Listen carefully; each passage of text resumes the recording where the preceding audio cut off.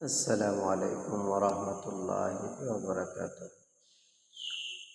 অনেকের মনের মধ্যে প্রশ্ন আসতে পারে যে শরীর বন্ধ করার পরও কেন আবার শরীর বন্ধ হয় না, বা কেন ভয়ঙ্কর স্বপ্ন দেখে জিন্নাত আবার শরীরে এসে প্রবেশ করে। শরীর বন্ধ করলে নাকি জিন আসতে পারে না, কোনো ক্ষতি হতে পারে না।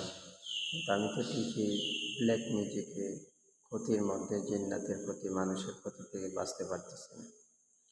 মূল কথা হইল, শরীর বন্ধ তাদের হয় না যাদের শরীরে জিন আসা যাওয়া করে। জিন রাস্তা করে ফেলেছে। জিন এই রাস্তাগুলো বন্ধ করতে হবে। বন্ধ করার জন্য যারা খনকার আছে, যারা মুতাব্বির আছে, যারা কবিরাজ আছে, যারা কোরআন হাদিস থেকে চিকিৎসা করে, আগে তাদের কাছ থেকে চিকিৎসা নিতে হবে, জিনগুলা তাড়াইতে হবে। তারপরে শরীর বন্ধ করবেন, যাতে ভবিষ্যতে আর কোনো ক্ষতি না হয়, কোনো জিন্নাত প্রবেশ না করতে পারে।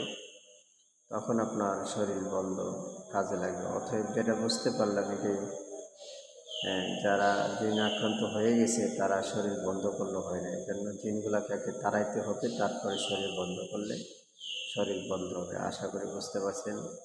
সবাই ভালো থাকুন, সুস্থ থাকুন। আল্লাহ হাফেজ।